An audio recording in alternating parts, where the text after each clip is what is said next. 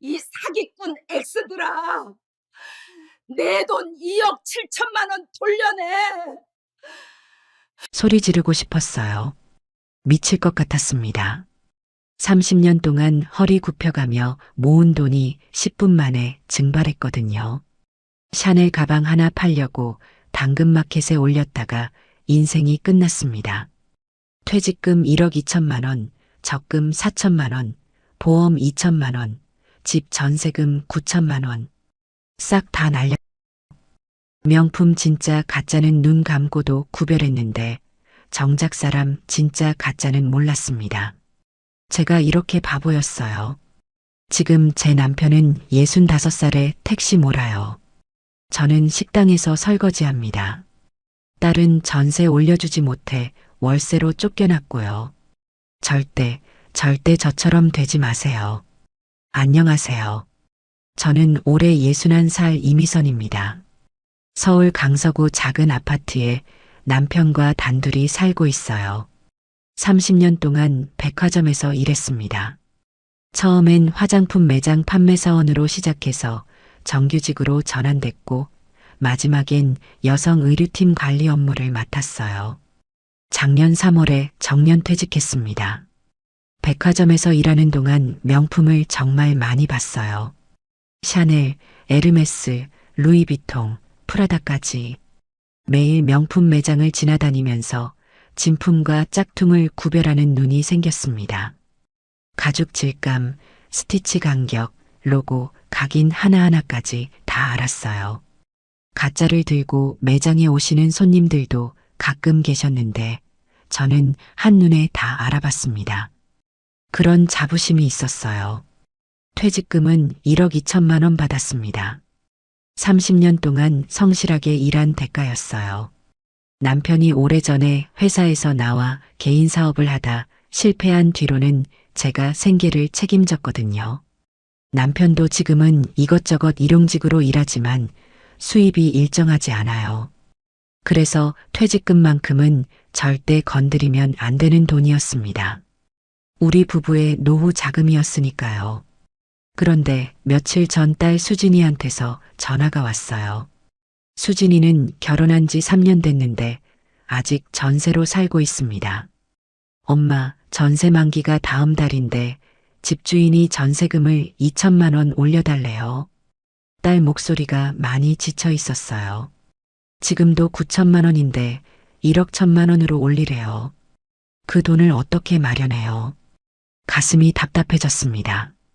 2천만 원이면 작은 돈이 아니잖아요. 사위는 중소기업 다니는데 월급이 그렇게 높은 편이 아니에요. 딸도 육아 때문에 일을 그만뒀고요. 대출을 더 받자니 이자가 부담되고 그렇다고 이사를 가자니 이사 비용에 새 전세 구하는 것도 만만찮은 일이에요. 엄마가 뭐 좀 알아볼게. 걱정하지 마. 그렇게 말은 했지만 당장 방법이 없었습니다. 퇴직금 통장을 열어봤어요.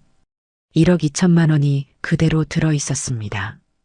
2천만 원만 보태주면 되는데 하지만 안 됩니다. 이건 우리 노후 자금이에요. 남편이 벌어오는 돈도 일정하지 않고 저도 이제 다시 취업하기 힘든 나이잖아요. 그날 밤 잠이 안 왔어요. 침대에 누워 천장만 바라봤습니다. 딸 생각을 하니 마음이 아팠어요.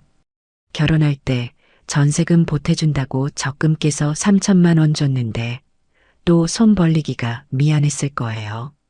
그래도 전화를 한 거라면 정말 다급한 상황이겠죠. 다음 날 아침 옷장을 정리하다가 맨 안쪽에 보관해둔 가방이 눈에 들어왔어요. 샤넬 클래식 미디엄 플랫백이었습니다. 검은색 캐비어 가죽에 금장 체인이 달린 가방이요. 10년 전 결혼 15주년 기념일에 남편이 선물해 준 거였어요. 당시 가격이 800만 원 정도 했던 걸로 기억해요. 가방을 꺼내서 들여다봤습니다. 상태가 아주 좋았어요. 서너 번 메고 나갔을까요? 아까워서 거의 안 썼거든요. 로고도 선명하고 체인도 광이 나고 가죽에 스크래치 하나 없었습니다. 명품은 시간이 지나도 가치가 떨어지지 않는다고들 하잖아요. 오히려 오를 때도 있다고 하고요. 핸드폰으로 검색을 해봤어요.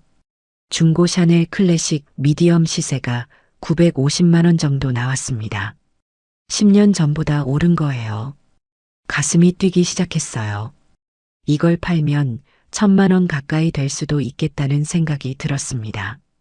남편한테 말하기는 좀 그랬어요. 남편이 선물해 준 건데 그걸 판다고 하면 기분 나빠할 것 같았거든요. 그래서 혼자 알아보기로 했습니다. 중고 명품 매장에 가볼까 했는데 집 근처엔 그런 데가 없었어요. 강남까지 나가자니 왕복 교통비도 아깝고 번거로웠습니다. 그때 떠오른 게 당근마켓이었어요. 텔레비전에서 봤거든요. 동네 사람들끼리 중고 물건 사고 파는 앱이라고. 젊은 사람들은 다 쓴다던데 저도 한번 해볼 수 있지 않을까 싶었어요. 딸한테 전화했습니다. 수진아, 당근마켓이라는 거 어떻게 하는 거야? 딸이 설명해 줬어요. 앱 깔아서 사진 찍어 올리면 된대요. 생각보다 간단했습니다. 핸드폰에 앱을 설치하고 회원가입을 했어요. 손이 떨렸습니다. 61살 먹어서 이런 걸 처음 해보니까요. 샤넬 가방을 식탁 위에 올려놓고 사진을 찍었습니다. 여러 각도로 찍었어요. 정면, 측면, 안쪽, 로고 부분까지.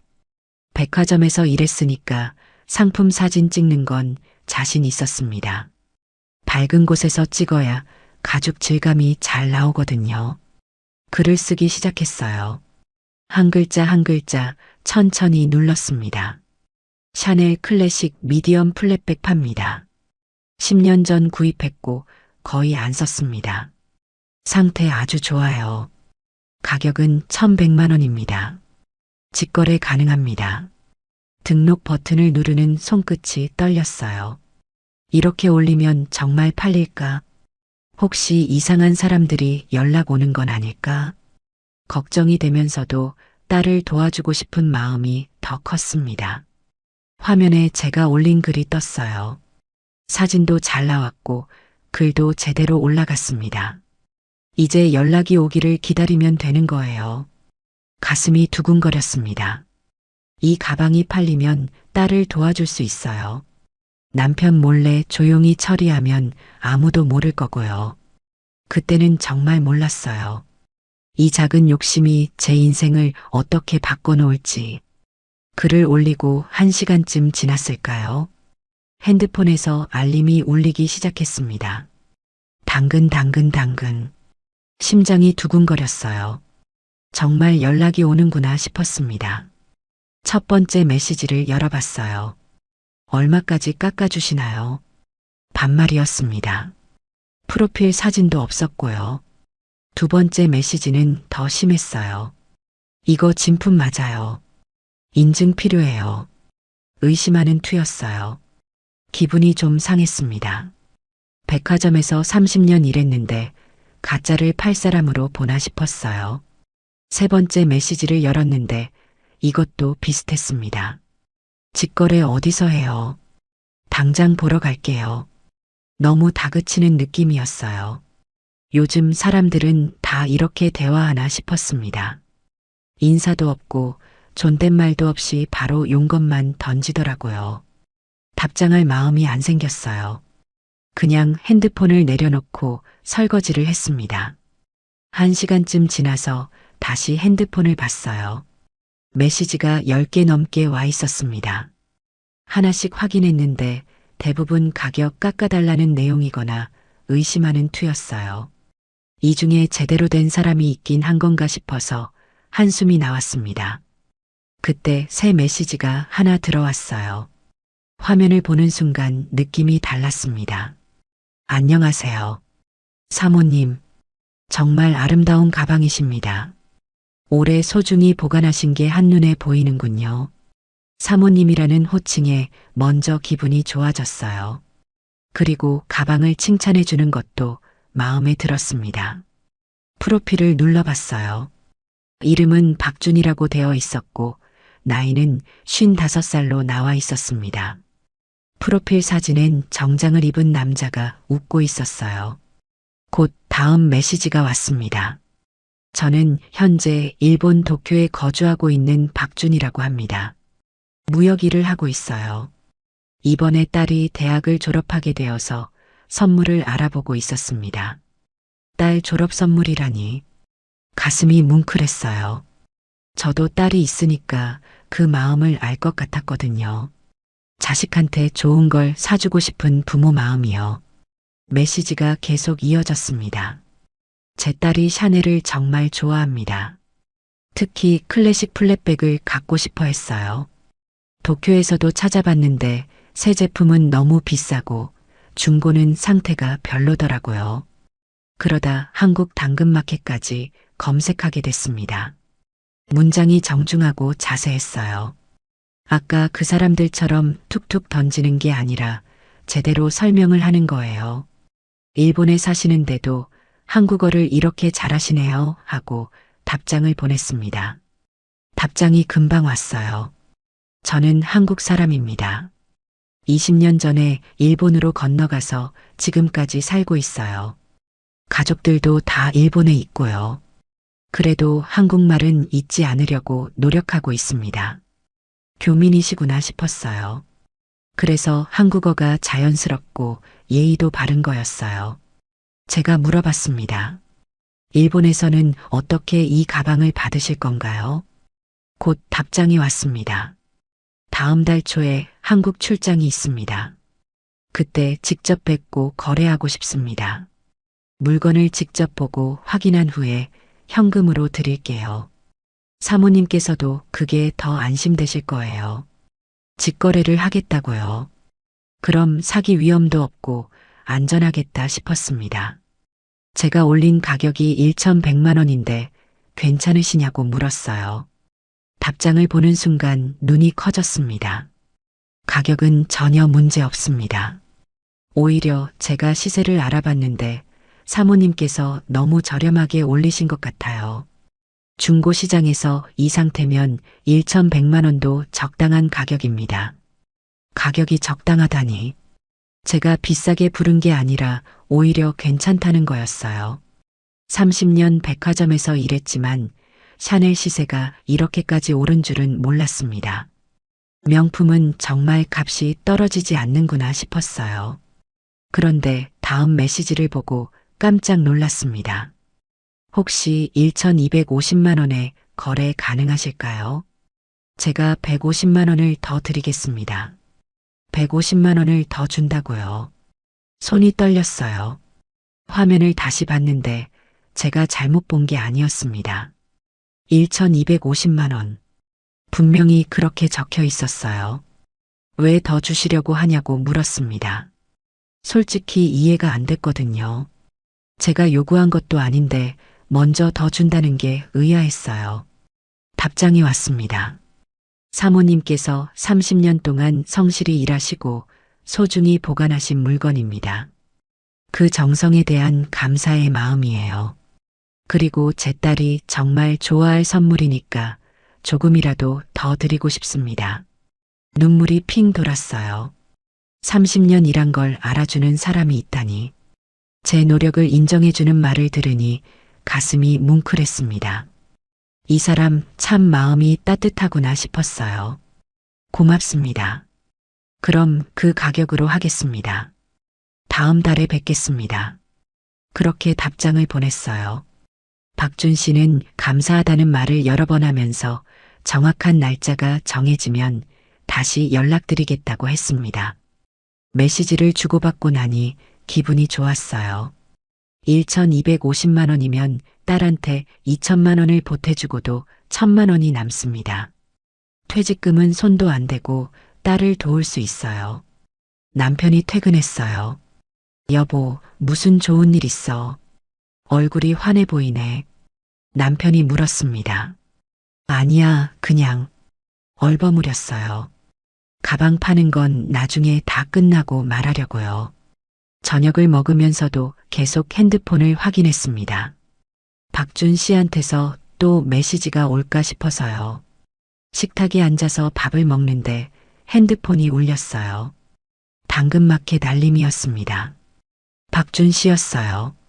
사모님, 한 가지 부탁이 있습니다. 제가 지금 도쿄에 있어서 다음 달까지 기다리기가 좀 걱정이에요. 혹시 다른 분께 먼저 팔리실까 봐요. 게시글을 내리실 수 있을까요? 그럴 수 있죠. 저도 이미 마음을 정했으니까요. 앱에서 게시글 삭제 버튼을 찾아 눌렀습니다. 제가 올렸던 글이 사라졌어요. 박준 씨한테 삭제했다고 답장을 보냈습니다. 고맙습니다, 사모님. 그런데 한 가지 더 여쭤볼 게 있습니다. 곧 메시지가 왔어요. 혹시 국제택배로 먼저 보내주실 수 있으실까요? 제 딸 졸업식이 생각보다 빨라져서요. 국제택배요. 잠깐 멈칫했습니다. 직거래하기로 하지 않았나? 그런데 박준 씨 다음 메시지를 보고 이해가 됐어요. 택배비는 제가 먼저 보내드리겠습니다. 35만 원이면 충분할 거예요. 그리고 사모님께서 가방을 보내주시면 그 즉시 잔금 1,215만 원을 입금해 드리겠습니다. 어떠신가요? 돈을 먼저 보내준다고요. 생각해보니 나쁘지 않았어요. 직거래를 기다리려면 한 달이나 있어야 하는데 택배로 보내면 금방 끝나잖아요. 게다가 택배비까지 먼저 보내준다는데 거절할 이유가 없었습니다. 좋습니다. 그렇게 하죠. 답장을 보냈어요. 박준 씨는 고맙다는 말을 또 했습니다. 내일 아침에 택배비 입금해 드릴게요. 계좌번호 알려주시겠어요? 계좌번호를 알려드렸습니다. 핸드폰을 내려놓는데 가슴이 두근거렸어요. 일이 술술 풀리는 것 같았습니다. 이렇게 좋은 사람을 만나다니. 백화점에서 30년 일한 보람이 있구나 싶었어요. 그날 밤 잠이 잘 왔습니다. 내일이면 택배비가 들어오고 가방을 보내면 1,250만 원이 들어와요. 딸한테 2천만 원 보내주고 나머지는 저축하면 됩니다. 그때는 정말 몰랐어요. 내일 아침이 제 인생에서 가장 긴 하루의 시작이 될 줄은. 다음 날 아침 눈을 뜨자마자 핸드폰부터 확인했습니다. 혹시 박준 씨한테서 연락이 왔나 싶어서요. 메시지는 없었지만 문자 알림이 하나 와 있었어요. 은행에서 온 문자였습니다. 입금 35만 원. 송금인 박준. 심장이 쿵 하고 뛰었어요. 정말 보내주셨어요. 약속을 지키는 분이구나 싶었습니다. 당근마켓을 열었더니 박준 씨한테서 메시지가 와 있었어요. 사모님, 택배비 보냈습니다. 확인하셨나요? 오늘 중으로 가방 보내주시면 감사하겠습니다. 네, 확인했어요. 오늘 바로 보내드릴게요. 답장을 보내고 옷장에서 샤넬 가방을 꺼냈습니다. 더스트백에 넣고 박스에 담았어요. 백화점에서 일할 때 포장하던 솜씨대로 정성껏 쌌습니다. 택배회사 전화번호를 검색해서 집으로 불렀어요. 기사님이 오셔서 박스를 받아갔습니다. 일본 도쿄로 간다고 하니까 국제택배 신청서를 작성하라더군요. 받는 사람 이름 박준, 주소는 박준 씨가 보내준 대로 적었습니다. 택배비가 40만 원이 나왔어요. 어제 받은 35만 원에서 5만 원이 모자랐습니다. 하지만 괜찮았어요. 곧 1,215만 원이 들어올 텐데 5만 원쯤이야. 제 통장에서 부족한 금액을 냈습니다. 집에 돌아와서 박준 씨한테 메시지를 보냈어요. 가방 보냈습니다. 송장 번호는 이거예요. 박준 씨는 고맙다는 답장을 보냈습니다. 도착하면 바로 확인하고 잔금 보내드릴게요. 이틀 정도 기다리면 되겠구나 싶었어요. 국제택배니까 시간이 좀 걸리겠죠. 그동안 딸한테 전화했습니다. 수진아, 엄마가 돈 좀 마련했어. 2천만 원 보내줄게. 딸이 깜짝 놀라는 목소리였어요. 엄마, 어떡해요? 퇴직금 쓴 거 아니에요. 아니야, 엄마가 따로 모아둔 거 있었어. 거짓말이었지만 딸 걱정시키고 싶지 않았어요. 그날 저녁 박준 씨한테서 메시지가 왔습니다. 사모님, 택배 조회해 봤는데 현재 인천공항 통관 중이라고 나오네요. 내일이면 도쿄에 도착할 것 같습니다. 다음 날 오후였어요. 설거지를 하고 있는데 핸드폰이 울렸습니다. 박준 씨였어요. 손을 닦고 메시지를 열어봤는데 내용이 좀 이상했습니다. 사모님, 큰일 났습니다. 일본 세관에서 연락이 왔는데 명품 반입 신고를 안 했다고 합니다. 추가 서류가 필요하대요. 명품 반입 신고요. 그런 게 있는지 처음 들었어요. 어떻게 해야 하냐고 물었더니 답장이 왔습니다. 세관에서 국제송금 보증금을 요구하고 있습니다. 50만 원만 입금하면 통관이 된대요. 사모님께 부탁드려도 될까요? 나중에 제가 가방값이랑 같이 돌려드리겠습니다. 50만 원. 생각보다 큰 돈이었어요. 잠깐 망설여졌습니다. 그런데 박준 씨가 계속 메시지를 보냈어요. 정말 죄송합니다. 제가 국제택배 경험이 없어서 이런 절차가 있는 줄 몰랐습니다. 명품은 특별관리 대상이라고 하네요. 50만 원만 보내주시면 바로 처리하고 전액 돌려드릴게요. 계속 죄송하다고 하는 걸 보니 진짜 몰랐나 보다 싶었어요. 저도 국제택배는 처음이니까 이런 절차가 있을 수도 있겠다 싶었습니다. 일본은 규정이 까다롭다고 들었거든요. 계좌번호 알려주세요. 보내드릴게요. 답장을 보냈습니다. 박준 씨가 고맙다며 계좌번호를 보내왔어요. 은행 앱을 열어서 50만 원을 송금했습니다. 송금하고 나니 조금 불안했어요. 택배비 5만 원에 이번에 50만 원까지. 이미 60만 원을 쓴 거잖아요.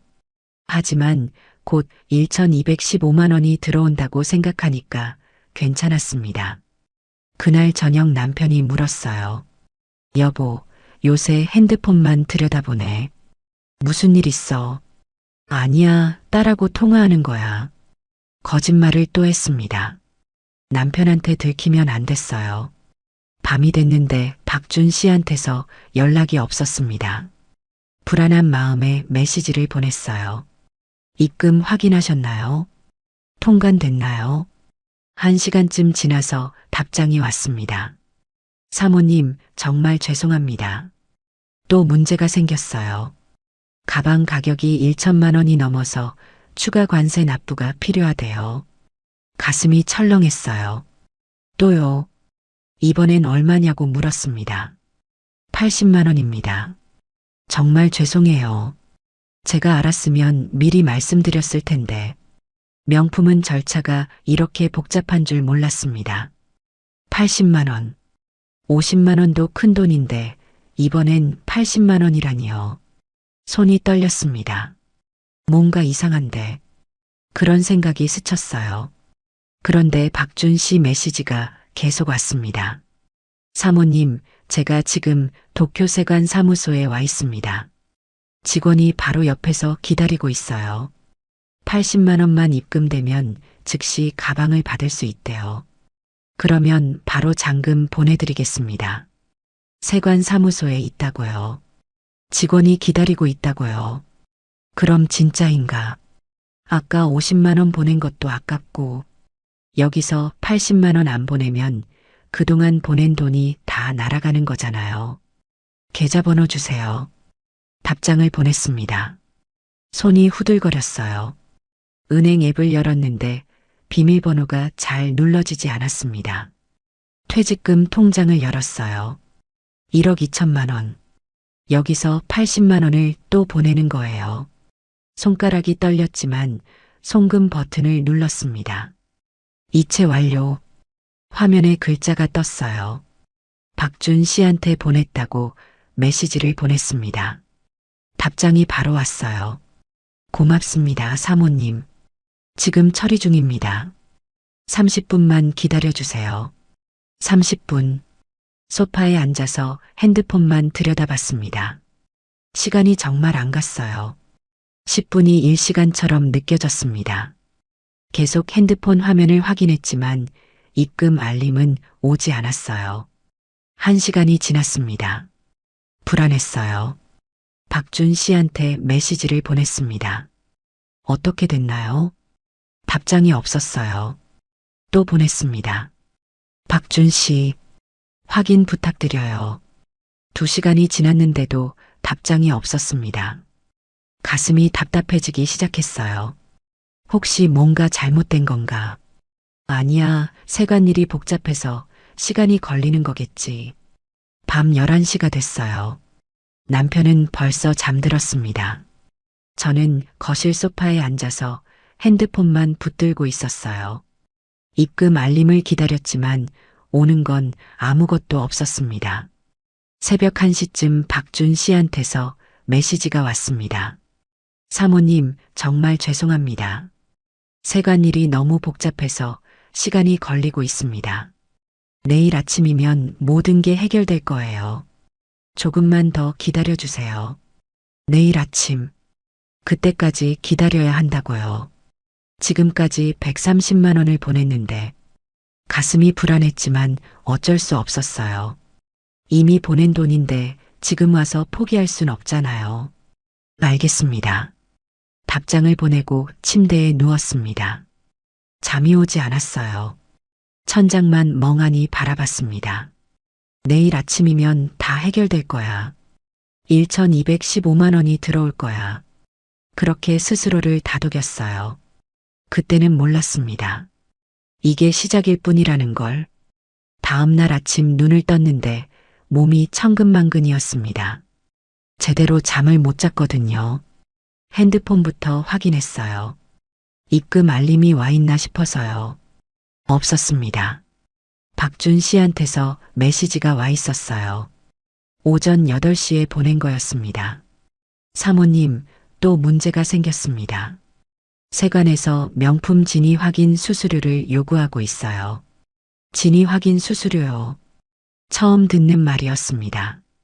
그게 뭐냐고 물었더니 답장이 왔어요. 고가 명품은 가짜인지 확인하는 절차가 있대요. 전문 감정사가 확인해야 한다고 합니다. 100만 원이 필요해요. 정말 죄송합니다. 100만 원. 숨이 턱 막혔어요. 지금까지 130만 원을 보냈는데 이번엔 100만 원이라고요. 이건 너무한 거 아닌가요? 메시지를 보내려는데 박준 씨한테서 또 왔습니다. 사모님, 저도 이렇게 복잡할 줄 몰랐습니다. 일본 세관이 정말 까다로워요. 하지만 이번이 마지막입니다. 100만 원만 보내주시면 바로 통관되고 제가 가방 받아서 잔금 전액 보내드릴게요. 마지막이라는 말에 마음이 흔들렸어요. 지금까지 130만 원 보낸 게 아까웠습니다. 여기서 포기하면 그 돈이 다 날아가는 거잖아요. 100만 원만 더 보내면 1,215만 원이 들어온다고요. 손이 떨렸지만 은행 앱을 열었습니다. 퇴직금 통장에서 또 200만 원을 송금했어요. 이체 완료. 화면이 꺼지는 걸 보면서 가슴이 철렁했습니다. 이제까지 230만 원을 보냈어요. 박준 씨는 고맙다는 메시지를 보내왔습니다. 1시간만 기다려주세요. 바로 처리하겠습니다. 저는 소파에 앉아서 핸드폰을 붙들고 기다렸어요. 1시간이 지났습니다. 2시간이 지났어요. 3시간이 지나도 아무 연락이 없었습니다. 박준 씨한테 메시지를 보냈는데 읽음 표시가 안 떴어요. 불안이 커지기 시작했습니다. 점심때가 됐는데 밥이 넘어가지 않았어요. 남편이 물었습니다. 여보, 얼굴이 왜 그래? 어디 아파? 아니야, 괜찮아. 고개를 저었지만 속으로는 불안했어요. 오후 4시쯤 박준 씨한테서 전화가 왔습니다. 메시지가 아니라 음성 통화였어요. 처음이었습니다. 떨리는 손으로 통화 버튼을 눌렀어요. 사모님, 남자 목소리가 들렸습니다. 그런데 뭔가 달랐어요. 메시지로 느꼈던 정중함이 없었습니다. 목소리가 급했어요. 큰일 났습니다. 한국 세관에서 연락이 왔어요. 사모님이 보낸 가방이 밀수 의심 품목으로 분류됐대요. 밀수요? 무슨 소리냐고 물었더니 박준 씨가 말했습니다. 국제 명품 밀반입 혐의로 조사가 시작됐대요. 사모님 명의로 신고가 들어갔다고 합니다. 지금 바로 해명하지 않으면 사모님이 조사받을 수 있어요. 머리가 하얘졌어요. 조사라니요. 저는 그냥 제 가방 판 것뿐인데 어떻게 해야 하냐고 물었더니 박준 씨가 말했습니다. 한국 세관에 해명 자료를 제출해야 합니다.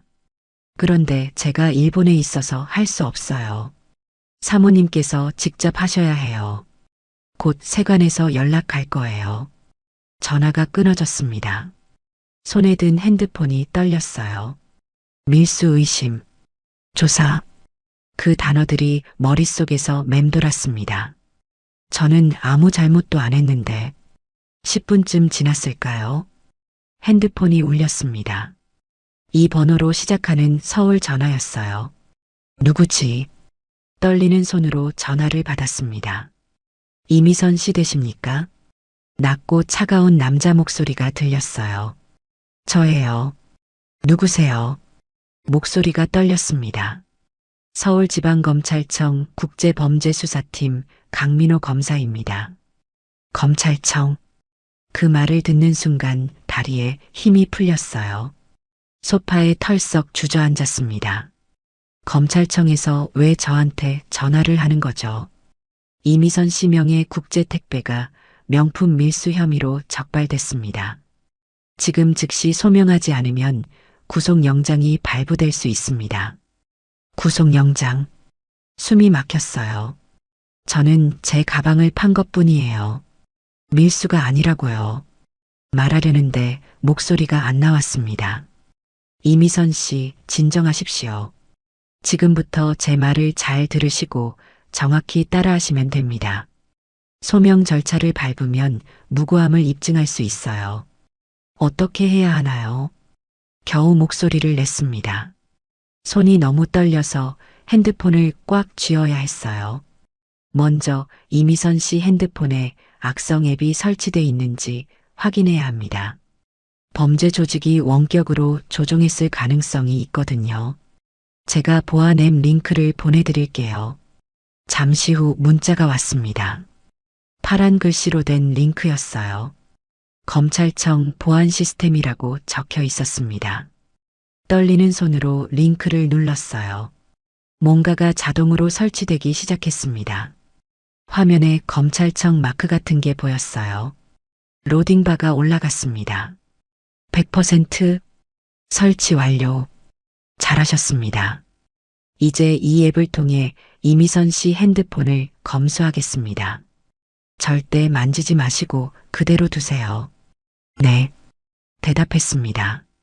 화면이 이상하게 움직이기 시작했어요. 제가 누르지도 않았는데 혼자 이리저리 돌아다녔습니다. 은행 앱이 열렸다가 닫히고 문자함이 열렸다가 닫혔어요. 이미선 씨, 아주 중요한 말씀을 드리겠습니다. 강민호 검사 목소리가 더 낮아졌어요. 이 수사는 극비사항입니다. 주변 사람한테 절대 말하면 안 돼요. 왜요? 물었더니 검사가 대답했습니다. 범죄 조직이 이미선 씨 주변 사람들을 감시하고 있을 수 있습니다. 가족한테 알리면 가족까지 연루될 수 있어요. 지금부터 저하고만 통화하세요. 가족까지 연루된다고요. 남편 얼굴이 떠올랐습니다. 딸 얼굴도 떠올랐어요. 이 사람들까지 조사받게 할 순 없었습니다. 알겠습니다. 아무한테도 안 말할게요. 목소리가 떨렸습니다. 강민호 검사가 말했어요. 지금부터 방으로 들어가서 문을 잠그세요. 그리고 이어폰을 꽂으세요. 통화 내용이 새어나가면 안 되니까요. 거실을 돌아봤습니다. 남편이 텔레비전을 보고 있었어요. 저를 쳐다보지도 않았습니다. 살금살금 안방으로 들어갔어요. 문을 닫고 잠금 장치를 돌렸습니다. 서랍을 뒤져서 이어폰을 찾았어요. 선이 꼬여 있어서 푸는데 한참 걸렸습니다. 손이 너무 떨려서 잘 풀리지 않았어요. 겨우 이어폰을 귀에 꽂았습니다. 잘하셨습니다. 이제부터 본격적인 검수를 시작하겠습니다. 절대 핸드폰을 만지지 마세요. 네. 대답하고 침대에 앉았어요. 핸드폰 화면이 미친 듯이 움직이기 시작했습니다.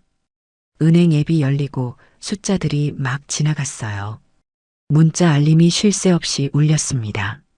뭔가 잘못되고 있다는 느낌이 들었어요. 하지만 검사가 하지 말라고 했으니까 가만히 있어야 했습니다. 손에 든 핸드폰만 바라봤어요. 화면이 계속 움직였습니다. 제 의지와 상관없이 뭔가가 막 진행되고 있었어요. 숨이 가빠졌습니다. 가슴이 답답했어요. 그때는 몰랐습니다. 지금 이 순간 제 인생이 무너지고 있다는 걸. 핸드폰 화면이 1시간 넘게 움직였습니다. 은행 앱이 열렸다 닫혔다를 반복했어요. 문자 알림이 계속 울렸습니다. 띵띵띵. 숨 쉴 틈도 없이 알림이 쏟아졌어요. 이미선 씨, 검수가 거의 끝나갑니다. 조금만 더 기다리세요. 강민호 검사 목소리가 이어폰으로 들려왔습니다. 차분한 목소리였어요. 그래서 믿었습니다. 화면에서 숫자들이 막 지나갔어요. 큰 숫자들이 보였다가 사라졌습니다. 뭔지 모르겠지만 계속 뭔가가 진행되고 있었어요. 문자 알림창이 떴다가 사라지고 또 떴다가 사라졌습니다. 손에서 땀이 났어요. 핸드폰을 꽉 쥐고 있었더니 손바닥이 축축해졌습니다. 심장이 너무 빨리 뛰어서 귀에서 쿵쿵 소리가 들렸어요. 이미선 씨, 검수 결과가 나왔습니다. 강민호 검사가 말했습니다. 이미선 씨 계좌가 범죄 조직과 연결돼 있습니다. 지금 즉시 계좌 보호 절차를 밟아야 해요. 계좌 보호요.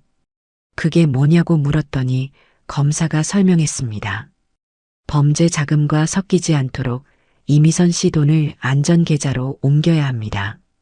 검찰청 안전계좌로 일시 이동시켰다가 조사 끝나면 다시 돌려드릴게요. 그게 맞는 건가요? 불안했습니다. 제 돈을 다른 곳으로 옮긴다고요. 하지만 검사가 또 말했어요. 이미선 씨, 지금 안 하시면 계좌가 전부 동결됩니다.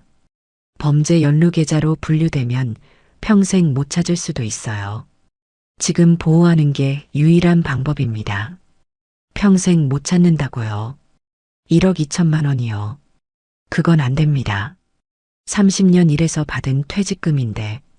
알겠어요, 하세요. 정신없이 대답했어요. 좋은 선택하셨습니다. 지금부터 계좌 보호 절차를 진행하겠습니다. 절대 핸드폰 만지지 마세요. 화면이 더 빠르게 움직이기 시작했습니다. 은행 앱이 열렸어요. 제 통장이 보였습니다. 잔액 1억 2천만 원. 그 숫자가 화면에 떠 있었어요. 그런데 갑자기 화면이 바뀌었습니다. 이체 화면이었어요. 숫자가 막 입력되고 있었습니다. 1억 2천만 원. 전액이었어요. 받는 계좌번호가 자동으로 입력됐습니다. 잠깐만요. 소리쳤어요. 지금 뭐가 되는 거예요? 강민호 검사가 대답했습니다. 안전 계좌로 이동 중입니다. 진정하세요. 조사 끝나면 전액 돌려드립니다. 이체 완료. 화면에 글자가 떴습니다.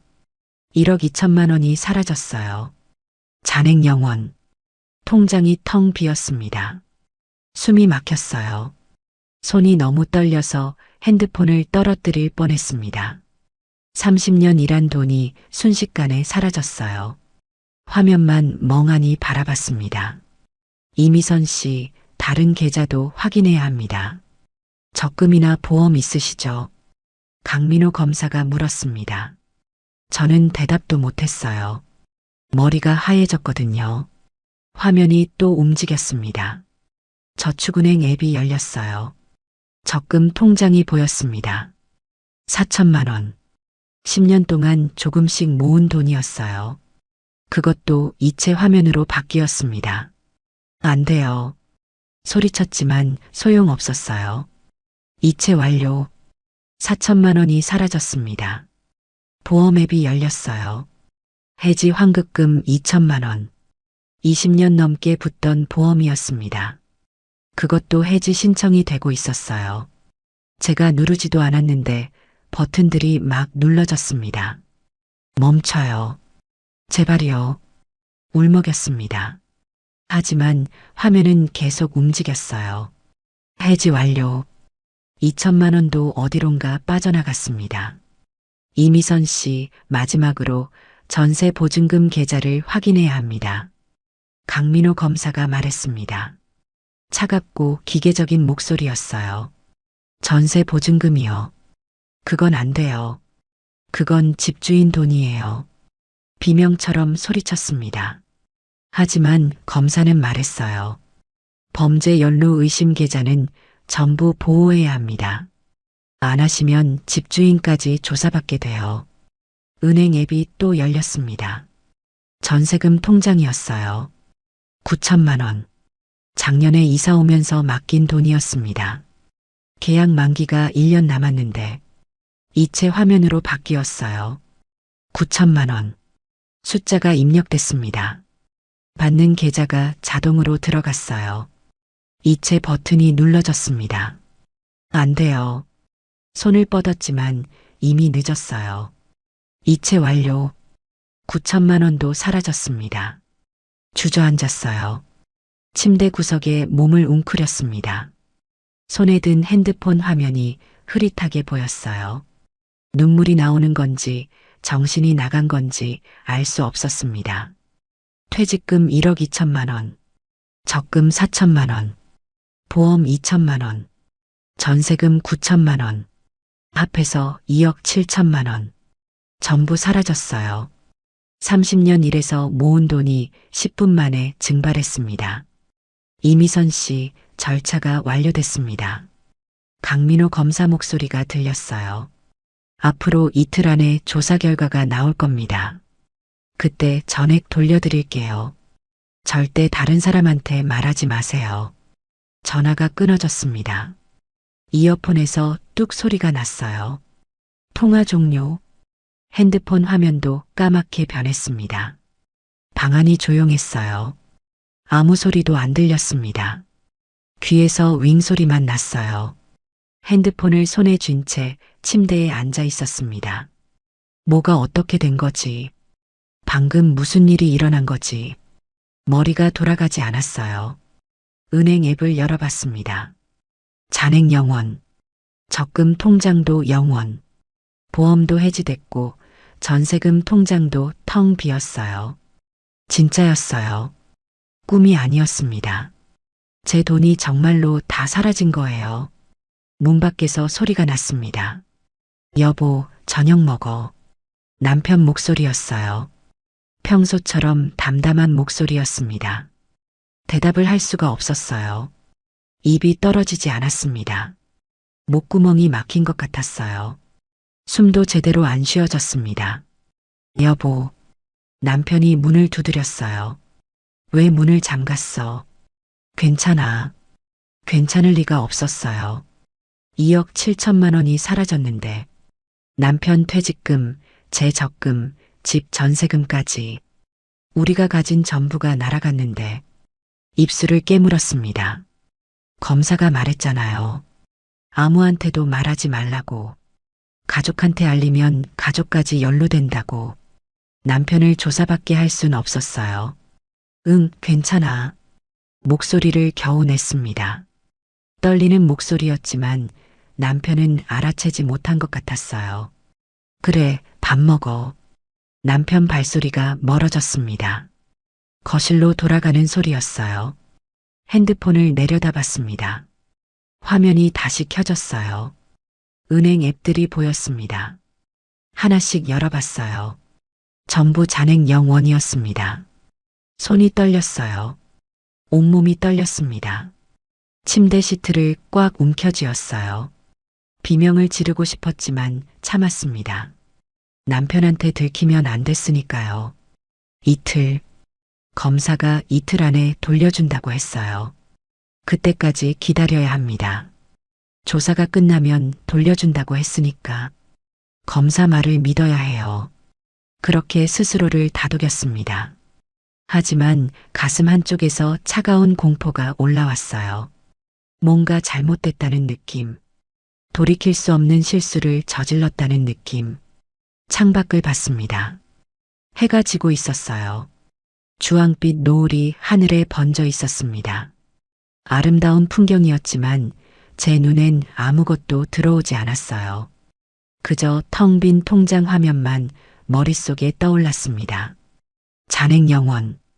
그 글자가 계속 눈앞에 어른거렸어요. 이틀을 기다렸습니다. 이틀 동안 제대로 먹지도 자지도 못했어요. 핸드폰만 붙들고 있었습니다. 강민호 검사한테서 연락이 올까 봐요. 조사 끝났으니 돈 돌려준다는 연락이요. 하지만 아무 연락도 없었어요. 전화도 문자도 메시지도 없었습니다. 박준 씨한테 메시지를 보냈지만 읽은 표시도 안 떴어요. 계속 확인했지만 똑같았습니다. 셋째 날 아침이었습니다. 더 이상 못 기다리겠더라고요. 은행에 직접 가서 확인해야겠다고 생각했어요. 혹시 제가 모르는 사이에 돈이 다시 들어왔을 수도 있잖아요. 남편한테 말도 안 하고 집을 나왔습니다. 은행까지 뛰어갔어요. 숨이 차서 가슴이 아팠지만 멈출 수 없었습니다. 은행 문을 밀고 들어가는데 다리가 후들거렸어요. 번호표를 뽑고 의자에 앉았습니다. 제 차례가 오기를 기다렸어요. 손에 든 통장이 땀에 젖었습니다. 제 번호가 불렸어요. 창구로 갔습니다. 잔액 확인 부탁드려요. 떨리는 목소리로 말하며 통장을 내밀었습니다. 직원이 통장을 받아서 컴퓨터에 뭔가를 입력했어요. 직원 얼굴이 이상하게 변하기 시작했습니다. 눈이 커지더니 저를 쳐다봤어요. 그리고 다시 화면을 봤습니다. 얼굴이 하얗게 질렸어요. 고객님, 직원 목소리가 떨렸습니다. 이거 전형적인 보이스피싱입니다. 보이스피싱? 그 단어를 듣는 순간 온몸이 얼어붙었어요. 아니에요. 검찰에서 검사님이요. 말하려는데 목이 막혔습니다. 검찰에서는 절대 이런 식으로 연락하지 않아요. 계좌 이동도 시키지 않고요. 고객님 돈이 전부 사기꾼들한테 넘어간 겁니다. 다리에서 힘이 빠졌어요. 창구 앞에서 주저앉았습니다. 손이 바닥을 짚었어요. 차가운 마룻바닥 감촉이 손바닥에 느껴졌습니다. 고객님 괜찮으세요? 직원이 달려나와서 저를 부축했어요. 다른 직원도 왔습니다. 저를 의자에 앉혔어요. 경찰에 신고하셔야 해요. 직원이 물 한 잔을 건넸습니다. 손이 떨려서 컵을 제대로 잡을 수가 없었어요. 물이 옷에 쏟아졌습니다. 얼마나 피해 보셨어요? 다른 직원이 조심스럽게 물었습니다. 입술을 때려는데 목소리가 안 나왔어요. 겨우 말했습니다. 2억 7천만 원이요. 직원들 얼굴이 굳었어요.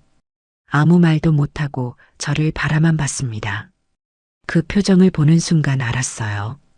돌이킬 수 없다는 걸, 이미 끝났다는 걸, 어떻게 은행을 나왔는지 기억이 안 납니다. 정신을 차려보니 경찰서 지능범죄수사팀 앞에 앉아 있었어요. 형사가 서류를 들고 저를 바라보고 있었습니다.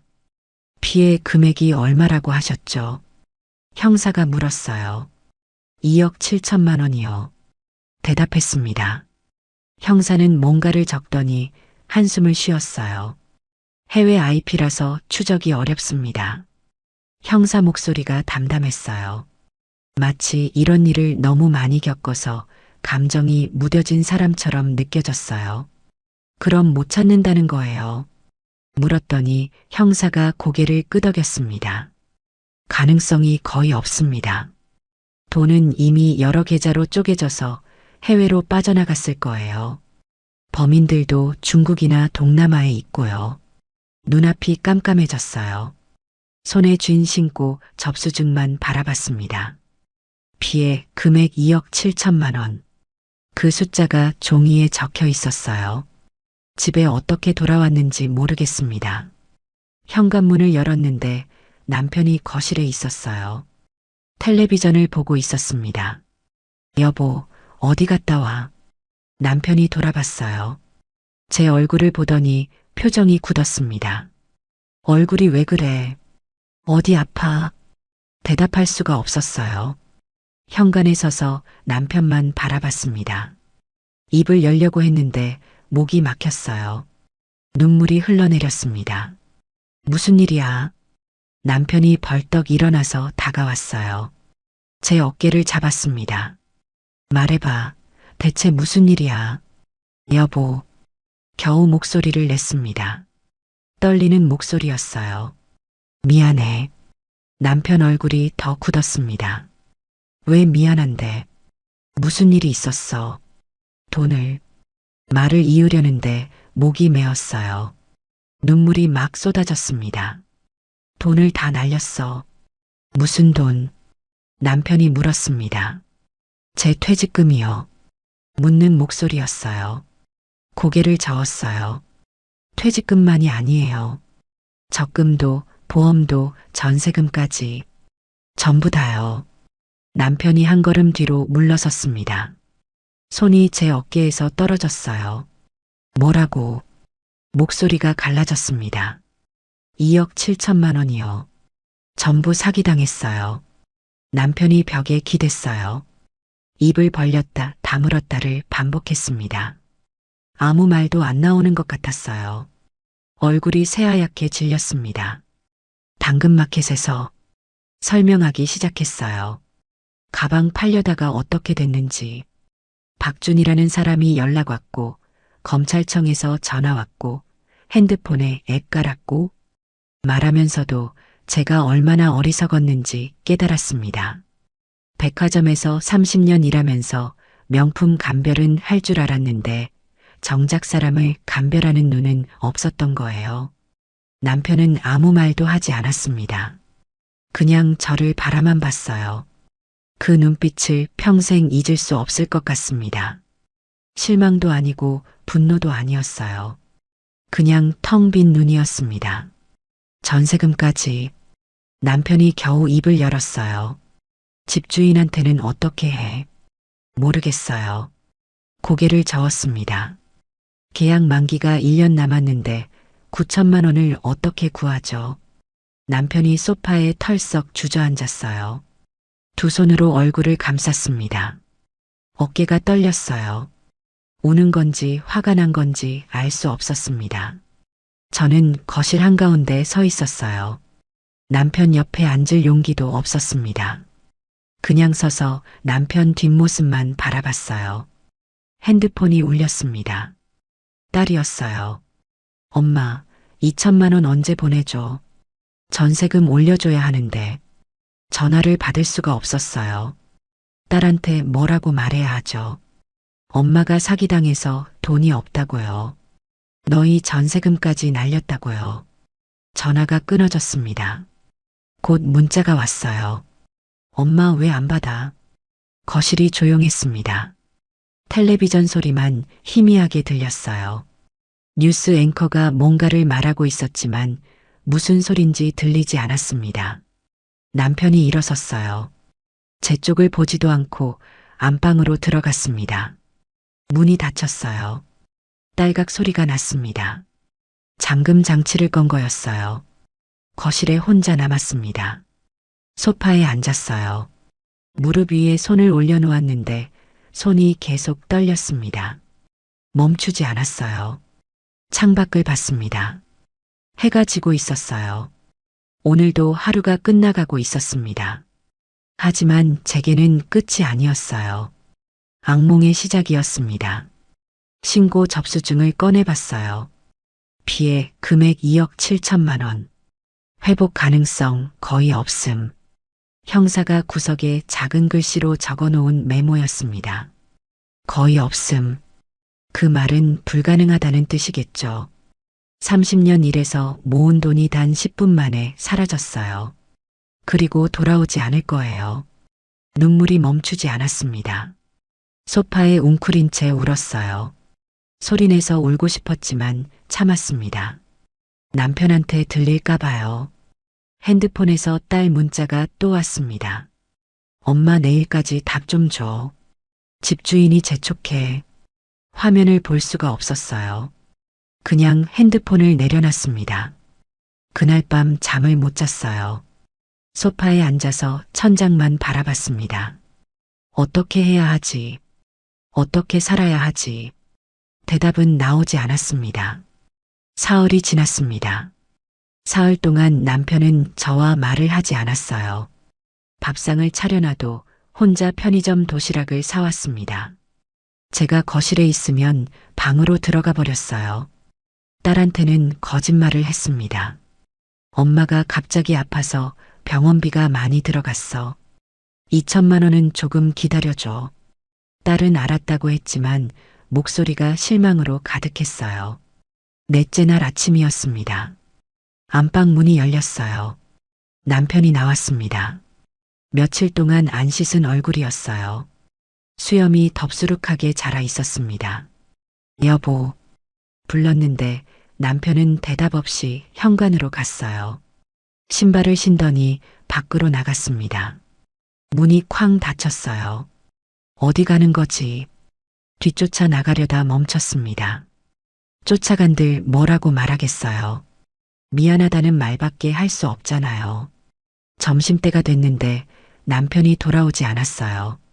저녁이 됐는데도 없었습니다. 핸드폰에 전화했지만 받지 않았어요.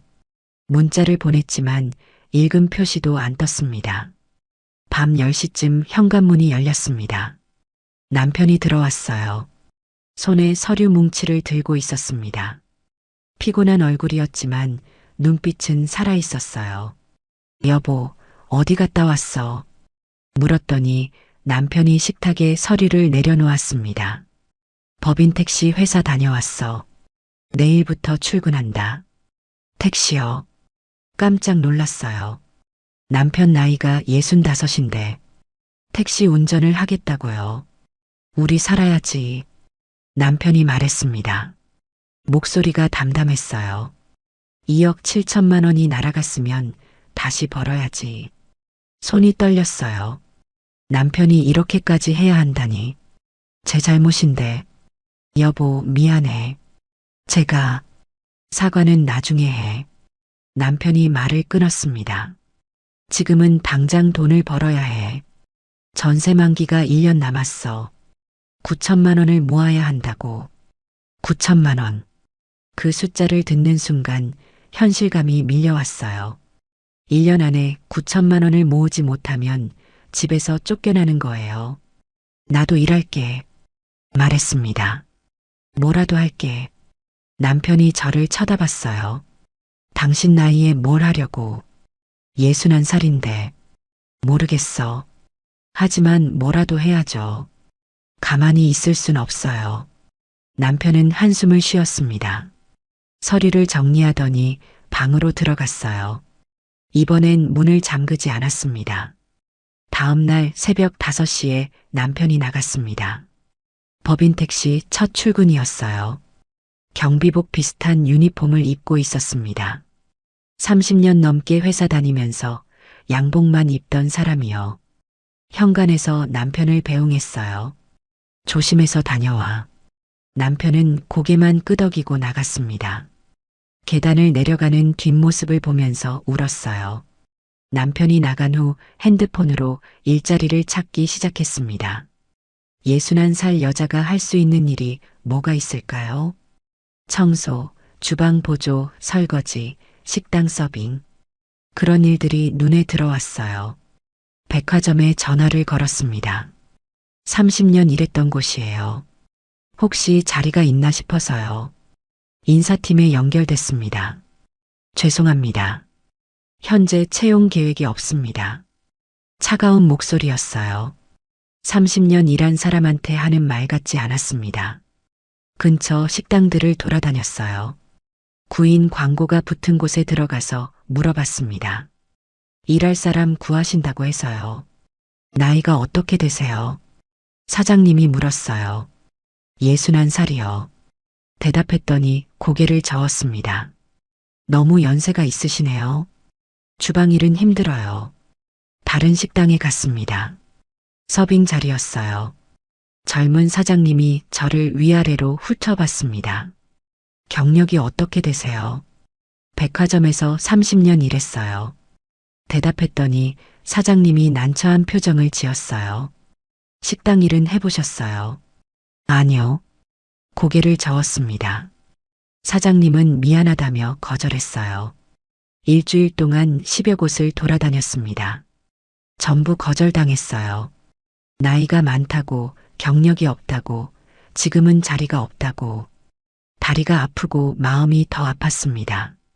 어느 날 저녁 남편이 퇴근했어요. 얼굴이 지쳐 보였습니다. 하루 12시간 운전했다고 했어요. 오늘 얼마 벌었어? 물었더니 남편이 대답했습니다. 순수임 6만 원. 한 달이면 150만 원쯤 될 거야. 150만 원. 9천만 원을 모으려면 50개월이 걸려요. 4년이 넘습니다. 전세 만기까지는 1년밖에 없는데 내가 130만 원만 벌면 한 달에 280만 원이에요. 말했습니다. 그럼 3년이면 모을 수 있어요. 당신이 뭘 해서 130을 벌어? 남편이 물었습니다. 화난 목소리가 아니라 걱정하는 목소리였어요. 모르겠어. 하지만 찾을게. 꼭 찾을게요. 다음 날도 일자리를 찾아다녔습니다. 지하철역 근처 백화점 지하 식당가였어요. 구인 광고가 붙어 있었습니다. 주방 보조 및 설거지. 들어가서 사장님을 만났습니다. 50대 중반쯤 되어 보이는 여자분이었어요. 제 얘기를 듣더니 고개를 끄덕였습니다. 일 경험은 없으시지만 성실해 보이시네요. 시급 10,000원에 하루 4시간이에요. 점심시간이랑 저녁시간. 할 수 있겠어요. 할 수 있어요. 고개를 끄덕였습니다. 시급 10,000원, 하루 4시간이면 4만 원이에요. 한 달이면 104만 원. 넉넉하진 않지만 그래도 돈이 됩니다. 내일부터 나오세요. 사장님이 말했습니다. 고맙습니다. 정말 고맙습니다. 고개를 숙였어요. 집에 돌아와서 남편한테 말했습니다. 여보, 나 일자리 구했어. 식당 설거지예요. 남편 표정이 복잡해졌어요. 설거지를. 백화점에서 30년 일했는데 괜찮아요. 일은 일이에요. 한 달에 104만 원 벌어요. 우리 둘이서 280만 원 버는 거예요. 남편이 고개를 끄덕였습니다. 그래. 고생 좀 하자.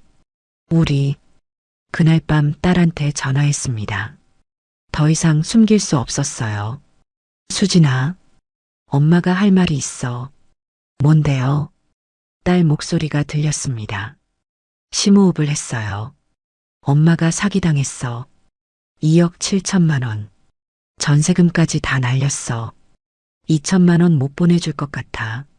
전화기 너머로 침묵이 흘렀습니다. 한참 후에 딸이 말했어요. 엄마. 목소리가 떨리고 있었어요. 어떡해요? 미안해. 엄마가 바보 같아서 눈물이 났습니다. 딸도 울고 있었어요. 전화기 너머로 흐느끼는 소리가 들렸습니다. 한참을 그렇게 둘이서 울었어요. 엄마, 괜찮아요. 딸이 겨우 말했습니다. 우리도 어떻게든 해볼게요.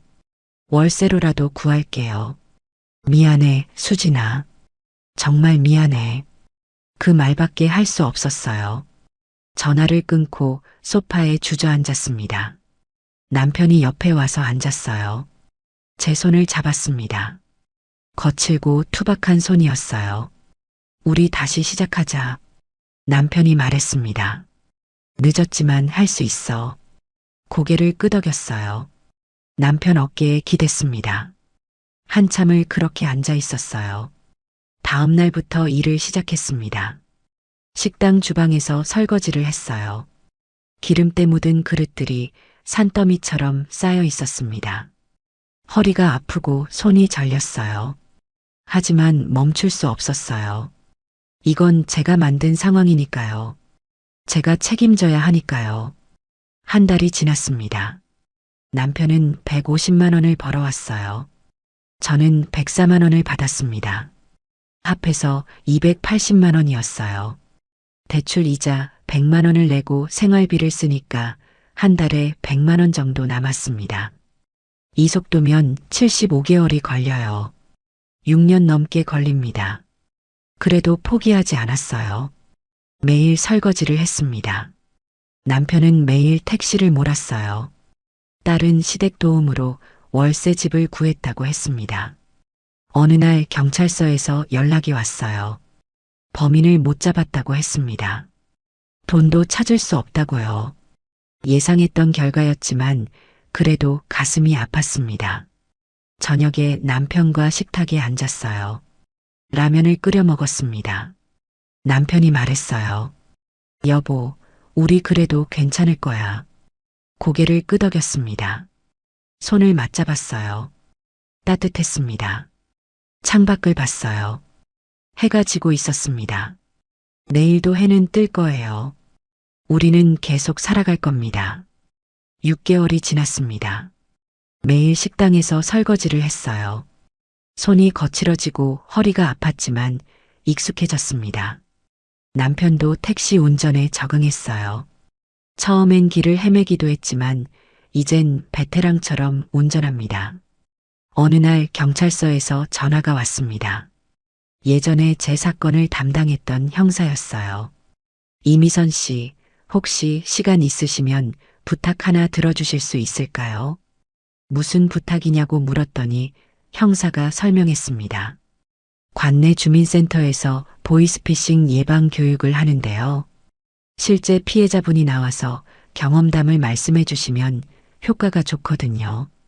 한번 해주실 수 있으세요? 저요. 깜짝 놀랐어요.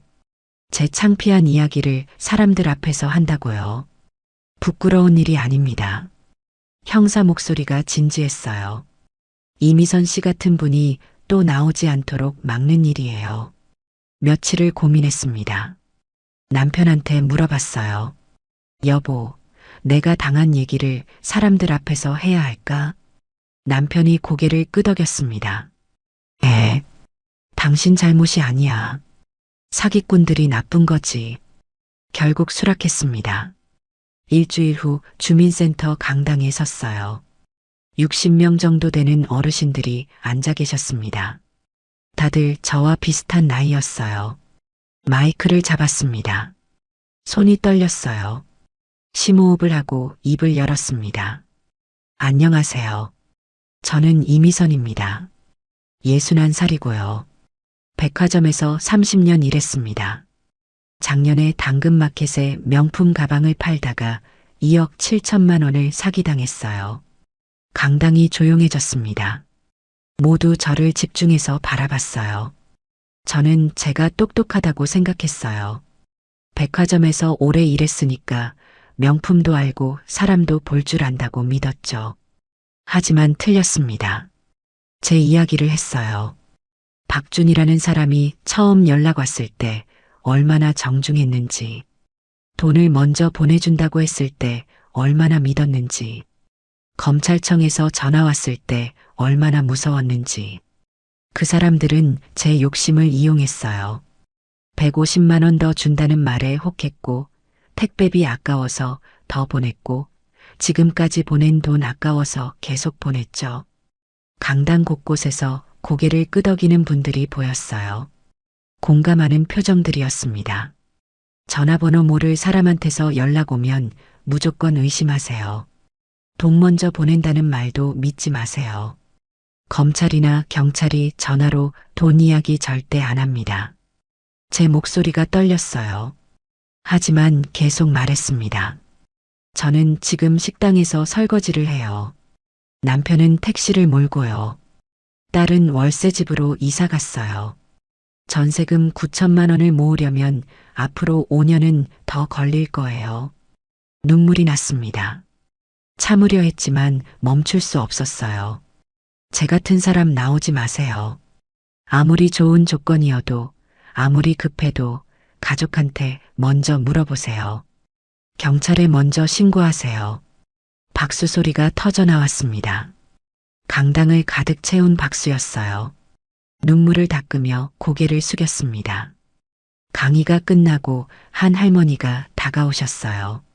딸 손을 잡고 계셨습니다. 며칠 전에 저도 비슷한 전화 받았어요. 은행에서 대출금 갚으라고 했는데 저는 대출 받은 적이 없거든요. 이상해서 딸한테 물어봤어요. 딸이 사기라고 하더라고요. 잘하셨어요. 고개를 끄덕였습니다. 할머니가 제 손을 잡았어요. 고맙습니다. 덕분에 조심하게 됐어요. 그 말을 듣는 순간 가슴이 뭉클했습니다. 제 실수가 누군가를 도울 수 있구나. 제 아픔이 의미가 있구나 싶었어요. 집으로 돌아오는 길이었습니다. 저녁 노을이 예뻤어요. 주황빛이 하늘 가득 번져 있었습니다. 핸드폰이 울렸어요. 남편이었습니다. 여보, 어땠어? 목소리가 들렸어요. 좋았어. 누군가를 도울 수 있을 것 같아. 대답했습니다. 남편이 웃는 소리가 들렸어요. 잘했어. 저녁 뭐 먹을래? 내가 사갈게. 아니야. 내가 해줄게. 웃으며 말했습니다. 남편도 웃었어요. 집에 도착했을 때 남편이 먼저 와 있었습니다. 치킨 한 마리를 사왔더라고요. 오랜만이었어요. 요즘 돈 모으느라 배달 음식은 거의 안 먹었거든요. 오늘은 축하하는 날이야. 남편이 말했습니다. 식탁에 치킨을 놓았어요. 함께 먹었습니다. 맥주는 없었지만 괜찮았어요. 남편과 이야기를 나눴습니다. 오늘 강의에서 있었던 일, 할머니가 고맙다고 했던 말. 당신 잘하고 있어. 남편이 말했습니다. 나도 당신 자랑스러워. 눈물이 또 났어요. 하지만 슬픈 눈물이 아니었습니다. 남편 손을 잡았어요. 따뜻했습니다. 다음 날 형사한테서 전화가 왔습니다. 이미선 씨 강의 반응이 아주 좋았대요. 다음 달에도 부탁드려도 될까요? 네, 하겠어요. 대답했습니다. 이제는 부끄럽지 않았어요.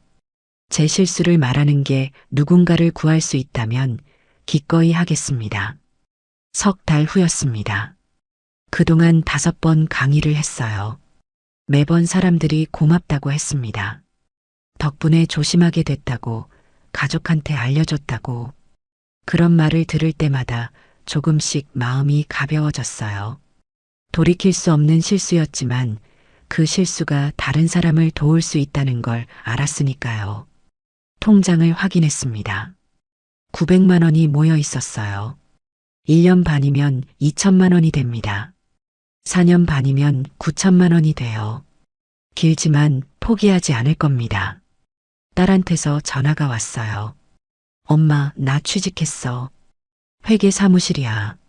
아이는 시어머니가 봐주신대. 정말 기뻤어요. 그럼 너희도 다시 전세 구할 수 있겠네. 천천히요. 딸이 웃었습니다. 우리도 차근차근 모을게요. 엄마처럼요. 전화를 끊고 남편한테 말했어요. 여보, 수진이 취직했대. 남편이 웃었습니다. 잘 됐네. 우리 딸 대견하다. 저녁을 먹고 베란다에 나갔습니다. 남편과 나란히 서서 밤하늘을 봤어요. 별이 보였습니다. 여보, 우리 괜찮을까? 물었습니다. 남편이 제 어깨를 감쌌어요. 괜찮아. 우리 잘하고 있어. 천천히 가도 돼. 고개를 끄덕였습니다. 남편 품에 안겼어요. 따뜻했습니다. 2억 7천만 원은 돌아오지 않을 거예요. 그 돈을 모으려면 앞으로 5년은 더 걸릴 겁니다. 하지만 저는 포기하지 않을 거예요. 매일 설거지를 할 거고, 강의를 할 거고, 조금씩 돈을 모을 거예요. 남편과 함께, 딸과 함께, 천천히 다시 일어설 겁니다.